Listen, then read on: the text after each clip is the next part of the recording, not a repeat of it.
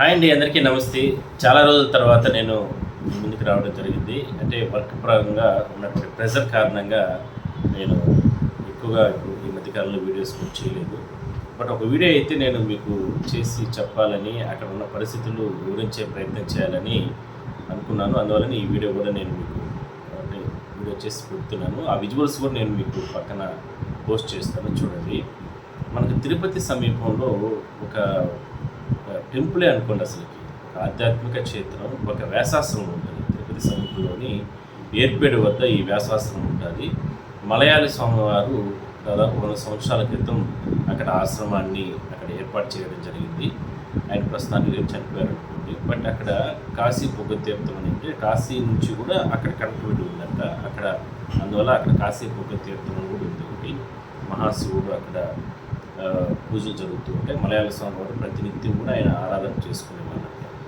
So దీని తర్వాత మలయాళ స్వామి అక్కడ వచ్చిన తర్వాత అక్కడ నుంచి ఆశ్రమం అంచెలంచెగా అభివృద్ధి చెంది ఆ చుట్టుపక్కల గ్రామస్తులు, ప్రజలు వాళ్ళందరూ కూడా పెద్ద ఎత్తున అక్కడ స్థానికంగా ఆశ్రమానికి రావడం, లేదంటే పేదలు కానీ, లేదంటే అనాథ ఎవరైనా సరే పిల్లలు కానీ అక్కడ చదువుకోవడం, లేదంటే ఆడ విద్యాభ్యాసం, ఇంకా స్కూల్స్ ఇవన్నీ కూడా ఏర్పాటు చేశారు.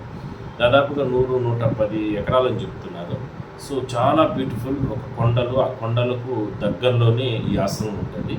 మొత్తం అసలు ఒక ఊరులాగా ఉంది, ఒక గ్రామం లాగా ఉంది. చాలా అద్భుతంగా ఉంది మొత్తం. అంతా కూడా చూస్తే నేను ఆ విజువల్స్ అన్నీ కూడా నేను పక్కన మీకు పోస్ట్ చేస్తాను, చూడండి ఎంత అద్భుతంగా ఉంటుంది.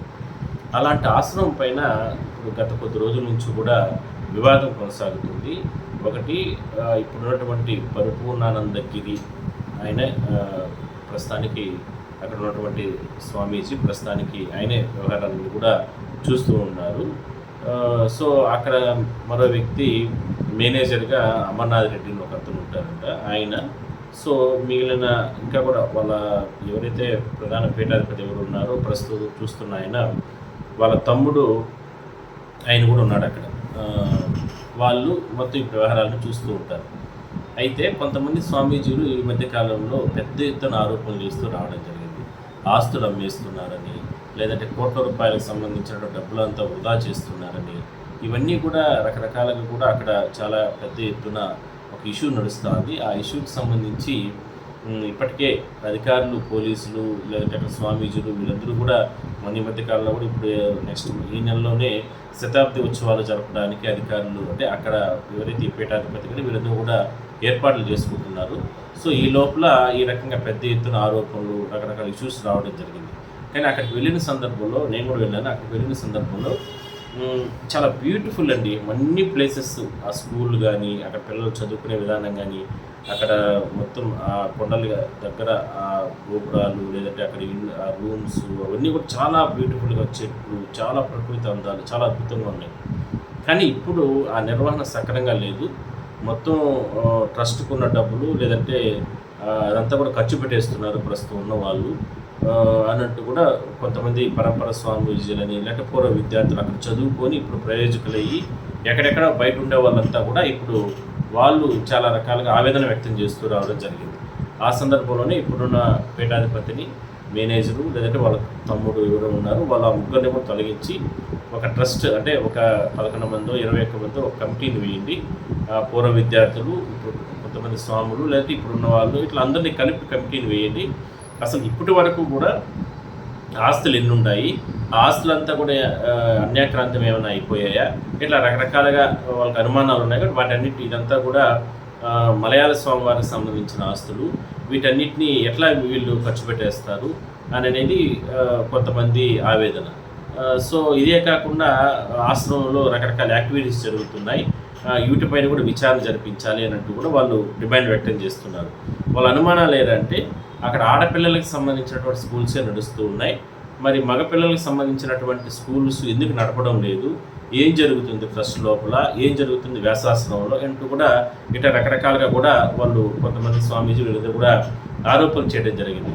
సో ఇంత ఒక యుద్ధం జరుగుతుంది, ఒక రకరకాల స్వామీజీలు, లేదంటే మఠాధిపతి వర్గం, వీళ్ళందరూ కూడా పెద్ద ఎత్తున ఇష్యూ నడుస్తున్నప్పటికీ కూడా ప్రభుత్వం ఎందుకు, దేవాదాయ శాఖ అధికారులు ఎందుకు దీనిపైన దృష్టి పెట్టడం లేదు, ఎవరైనా సరే వీళ్ళ వెనకాల నుండి నడిపిస్తున్నారా, లేదంటే ఉన్నటువంటి ఆస్తుల్ని ఎవరైనా సరే లాక్కోవడానికి ప్రయత్నం చేస్తున్నారా అన్నట్టు కూడా రకరకాలుగా కూడా స్థానికులు వాళ్ళందరూ కూడా ఆవేదన వ్యక్తం చేస్తున్నారు.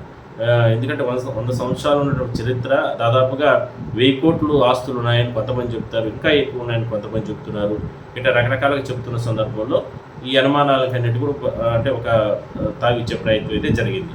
సో ఈ లోపల ఇది ఎవరైతే ఇప్పుడు శ్రీకాళహస్తి బీజేపీకి సంబంధించి గోల ఆనంద్ గారు కూడా ఈ మధ్య మీడియాలో మాట్లాడుతూ ఖచ్చితంగా మలయాళ స్వామి ఏర్పాటు చేసిన ఆశ్రమాన్ని మేము రచించే ప్రయత్నం చేస్తాం, ఎందుకంటే ఈ రకరకాల ఆరోపణలు వస్తున్నాయి కాబట్టి దీనిపైన పూర్తి స్థాయిలో విచారణ జరపాల్సిన అవసరం అయితే ఉంది.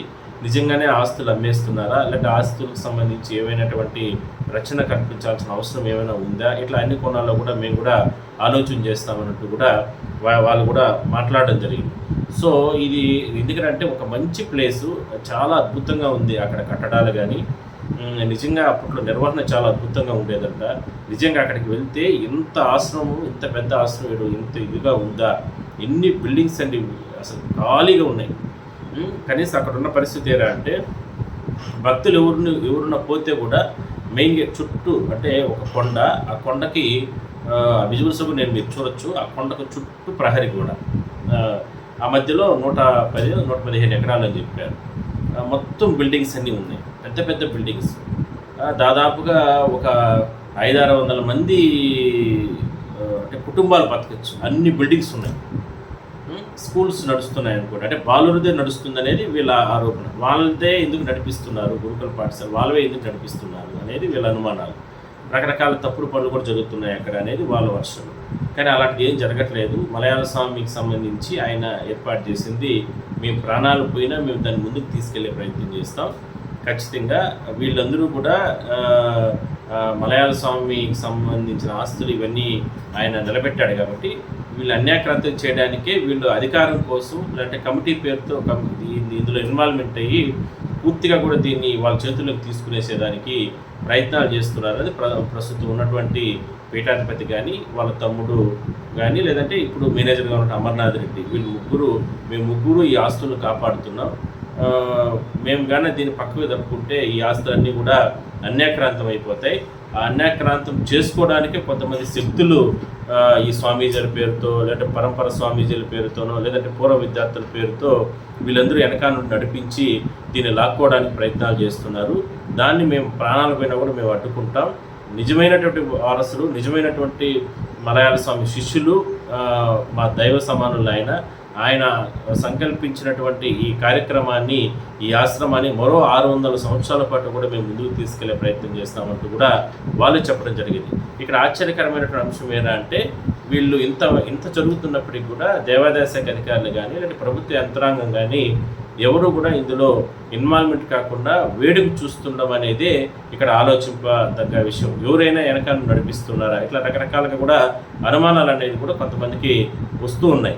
సో అతి త్వరలోనే దీనిపైన ప్రభుత్వ యంత్రాంగం లేదంటే ముఖ్యమంత్రి చంద్రబాబు గారు వీళ్ళు ఎవరైనా సరే దృష్టి సారించి పూర్తి స్థాయిలో కూడా దీనిపైన దర్యాప్తు జరపాలని కూడా మరికొంతమంది కూడా చెప్తున్నారు. సో మొత్తం మీద ఒక చరిత్ర కలిగినటువంటి దాదాపు 100 సంవత్సరాలు 1000 కోట్ల రూపాయల ఆస్తులు ఉన్నాయంటున్నారు. అంటే పబ్లిక్ అంటే ఏదైతే మన మామూలుగా మార్కెట్ రేట్ ప్రకారం ఇట్లా రకరకాల ఎక్కడెక్కడో ఆస్తులు ఉన్నాయంటున్నారు. ఇవన్నీ కూడా అన్యాక్రాంతం కాకుండా కాపాడాలని అందరి ప్రయత్నాలు, వాళ్ళు ఒకరిపైన ఒకరు ఆరోపణలు చేసుకుంటున్నారు. 2 వర్గాలుగా విడిపోయారు కాబట్టి దీన్ని ప్రభుత్వమే ప్రత్యేకంగా దృష్టి పెట్టి లోకల్గా గ్రామస్తులు, లేదంటే అక్కడ గ్రామ పెద్దలు, లేదంటే పొలిటికల్గా ఆల్ పార్టీస్ నేతలు వీళ్ళందరూ కూడా కొంచెం జాగ్రత్తగా గాన డీల్ చేసి కానీ చేయగలిగితే గాన చరిత్రకైనటువంటి ఆశ్రమానికి సంబంధించిన ఆస్తులు ఉంటాయి.